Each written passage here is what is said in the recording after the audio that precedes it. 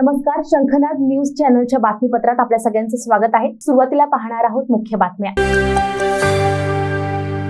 नागपूर शहरातील गीता मंदिरात गुरुवारी सिव्हिल सोसायटी ऑफ महाराष्ट्राच्या वतीने आयोजित घुसखोर मुक्त महाराष्ट्र संकल्प सभेत विविध संघटनांचे मुख्य पदाधिकारी एकत्र आले। या सभेत विशेषतः नागपूरचे राजे मुधोजी भोसले, कॅटचे राष्ट्रीय अध्यक्ष BC भारतीय सेना, वायुदल आणि नौदलचे माजी अधिकारी व सैनिक, साधू संत आणि मोठे उद्योजक प्रामुख्याने सहभागी झाले। सभेचे मुख्य वक्ते धर्मयोद्धा सुरेश चव्हाणके यांनी जनता NRC मोहिमेच्या मुख्य बाबींवर प्रकाशझोत टाकत स्पष्ट केले की देशात सुमारे 10 कोटी घुसखोर आहेत। यातील 80 लाख ते 1 कोटी घुसखोर हे एकट्या महाराष्ट्रात आहेत। कार्यक्रमाच्या निमित्ताने चव्हाणके यांनी जनता NRC अंतर्गत या घुसखोरांची ओळख पटवण्याचे आणि त्यांना हाकलून देण्याची गरज व्यक्त केली।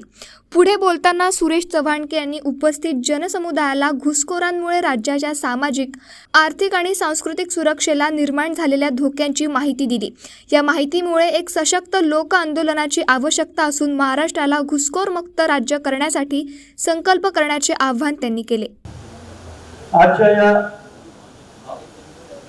घुसपेठ मुक्त महाराष्ट्राच्या या मोहीम की आज इथून सुरुवात होत आहे आणि या सुरुवात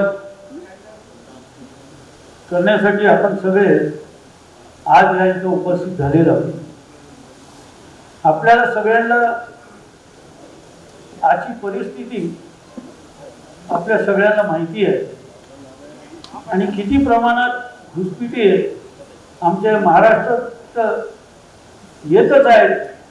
पण आपल्याला महाराष्ट्रापासून सुरुवातीची चळवळ करत करत आपल्याला ही चळवळ पुढे भारत भूमीपर्यंत आपल्याला ही चळवळ न्यायची आहे। आणि चळवळ फक्त एका ठिकाणी सुरू करून होणार नाही। या चळवळीला एक मोठं रूप आपल्याला देणं फार महत्वाचं आहे। कारण या चळवळीचं हा आजपासून सुरू झालेला हा जागर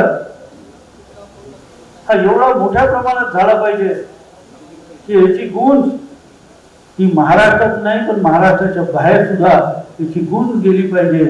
आणि यासाठी आपण तर सगळे प्रयत्न करून द्यालो, पण सरकारला सुद्धा या बंदीसाठी काही ना काही कायदा करावा लागेल आणि त्यासाठी आपल्या सगळ्यांना फार मोठ्या प्रमाणात हे आंदोलन आपल्याला उभारावं लागणार आहे।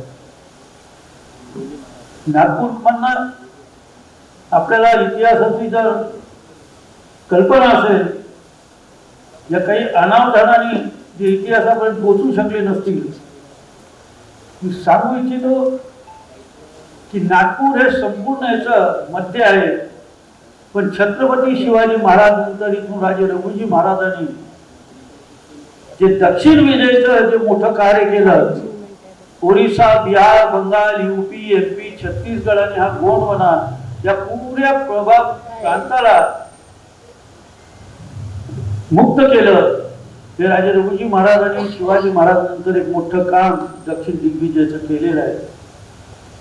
आणि ते काम करत असताना त्या क्षेत्रामध्ये नवाबानी म्हणा की मुघलांनी नासधूस केलेले आमचे पवित्र मंदिर, मूर्त्या ह्याला पुन्हा प्रस्तावित करून पूर्ववत त्याला सुरू करण्याचं काम सुद्धा नागपूर पासूनच एक मोठं कार्य सुरू झालेलं आहे।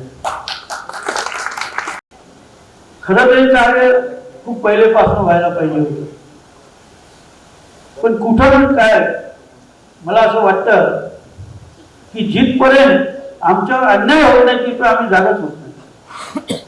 म्हणजे आमच्या जर इतिहास पाहत आलो की आमच्यावर परकीय आक्रमण होत आले आणि अति झाल्यावर मग आम्ही जागृत होतो। ही गोष्ट आतापर्यंत ठीक आहे, पण ह्यापुढे ही गोष्ट घडली नाही पाहिजे। आमची येणारी पिढी ती वाट बघत बसली नाही पाहिजे। या सर्व गोष्टी होत असताना जर याचे विरोध झाले तर मला वाटतं एवढं मोठं आज आम्हाला आयोजन करून आमच्या धर्मरक्षणाचं, आमच्या देश रक्षणासाठी आज आम्हाला एवढं जागृत होण्याचं साठी आम्ही इथं एकत्रित झालो। पण मला वाटतं येणाऱ्या पिढीने ही जागरूकता कायम ठेवावी आणि हे सर्व सुरुवात होताना याचा जर विरोध केला तर मला वाटतं फार मोठ्या प्रमाणात आम्ही ह्या वस्तूला तिथं रोखू शकतो। आम्ही आमचं तन मन धन या कार्यासाठी अर्पण करू असं आम्हाला आज इथं शपथ घेऊन हे व्रत घेतलं. तर मला वाटतं हे कार्य आम्ही लवकरात लवकर पूर्ण करू आणि शासनालाही त्यासाठी एक नवीन कायदा बनवण्याचं भाग पडेल असा मला पूर्ण विश्वास आहे.